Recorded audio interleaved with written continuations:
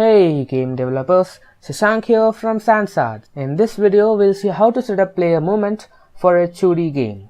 In this scene, I have just added a background and I have added a box collider 2D for the ground, and I have added a box collider for a player 2 and a rigid body 2D component. Now, let's add a script called player controller to our player. We'll be altering velocity to move our player. Therefore, first we need the reference for the rigid body 2D. I'll call it RB, and in the start function I'll say RB equals get component rigid body 2D. So what this does, every time we play the game, the rigid body attached to the object to which this script has been attached, that is the player, this rigid body will be set to RB. Now let's create a function. We'll call it movement. Over here we'll create a float. We'll call it horizontal movement, and in the movement method we'll say horizontal movement equals input dot get axis horizontal. We'll create another variable. We'll call it speed. We'll make it as public so that we can edit it in the inspector. This is available in edit, project settings, inputs, and under axis. So here we are getting input from the axis called horizontal, which means if we are pressing the negative buttons, -1 will be returned, and if we are pressing the positive buttons, +1 will be returned. If we are not pressing any of these buttons, 0 will be returned. After taking the input, we'll multiply it with speed, and then we'll say rb.velocity equals new vector2. I'll pass horizontal movements, comma rb.velocity dot y. I'm not setting this to 0 because when the player is falling, its y velocity will not be 0. We'll call this function in the fixed update method because all the physics things are performed in this fixed update method. And it's not horizontal, it's horizontal because this string must be similar to this one, which is available in the axis. I'll set player speed as 1.2, and now we should be able to control our player. If I can control the player, this is fine. But when I release the button, we see that the player slides to a certain distance. To fix this, we need to just change input.getAxis to input.getAxis raw because it only returns 0, 1 and -1. It doesn't increase from 0 to 1 like 0.1, 0.5 and then to 1. The another problem is when we press the left arrow key, the player doesn't flip towards the left. Now we want the player to flip, so therefore we can actually enable and disable the flipX component. So here in the movement function, I'll check if horizontal movement is greater than 0, which means we are pressing the positive buttons, that is the right arrow key or the D key. In order to enable and disable the flipX component, first we need a reference for the sprite renderer. Therefore here I'll say sprite renderer. I'll call it player.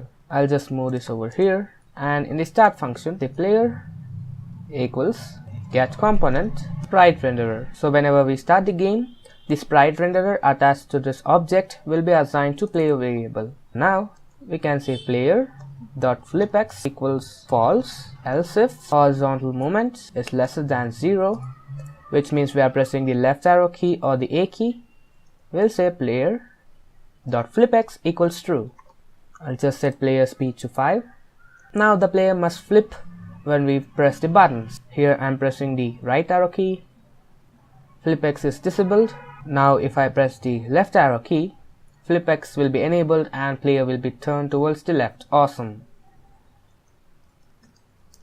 If you want to play some animation, make sure you have created animator and added animations to it. Here I have created a parameter called walk by pressing this button, and then I have created a boolean variable called walk.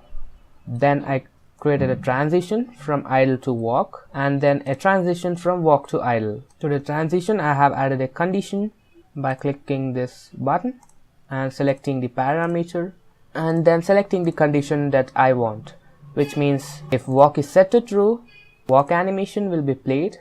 If walk is set to false, idle animation will be played. I have unchecked has exit time because whenever walk is set to true or false, I don't want the animation to complete. I want it to immediately jump to the next animation. In order to animate the player, first we need a reference for the animator. I'll call it anim. And in the start function, I'll say anim equals get component animator. So whenever we start the game, animator attached to this object will be assigned to anim variable.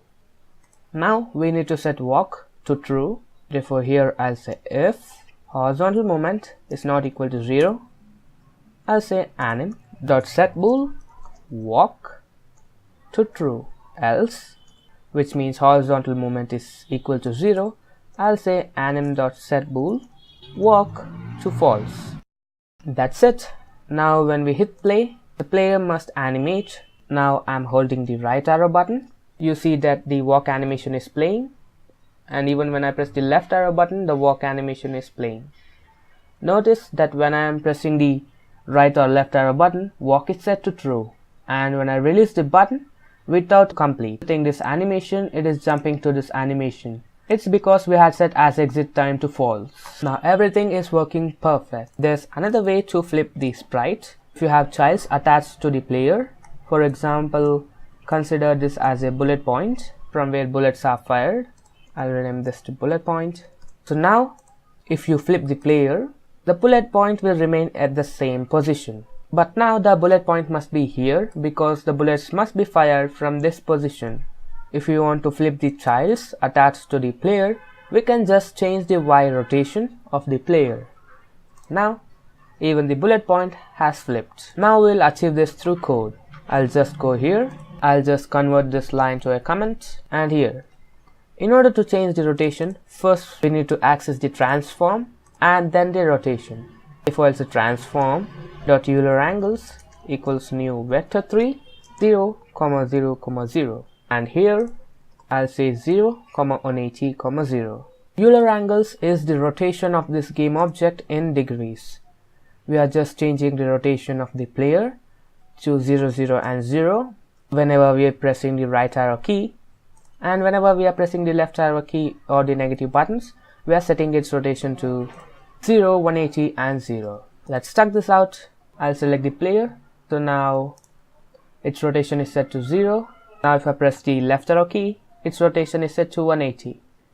And even the bullet point has been flipped. Awesome. If you want a player to move vertically, you need to just get the vertical movement. First let me create a variable. I'll call it vertical movement, and I'll say vertical movement equals input dot get the axis raw vertical. If you want the vertical speed to be same as the speed has the horizontal speed, you can just say speed. If you want them to be different, just rename this to horizontal speed. Copy this and paste it over here. Then create another variable, call it vertical speed, and multiply this with vertical speed. And then over here we'll pass vertical moment. This returns +1 if we are pressing the positive buttons in the vertical axis, returns -1 if we are pressing the negative buttons, and returns 0 if we are not pressing any of the buttons. I'll set horizontal speed to 3 and vertical speed to 5. Now we should be able to control our player horizontally and vertically. If you don't want the player to fall like this, just set gravity scale to 0 and you're done. Sometimes player might rotate in this way or in this way while moving. It's because under rigid body constraints, we have not freezed the rotation. If your player or your object is rotating while moving, just enable freeze rotation. And now your object must not rotate. Thanks for watching.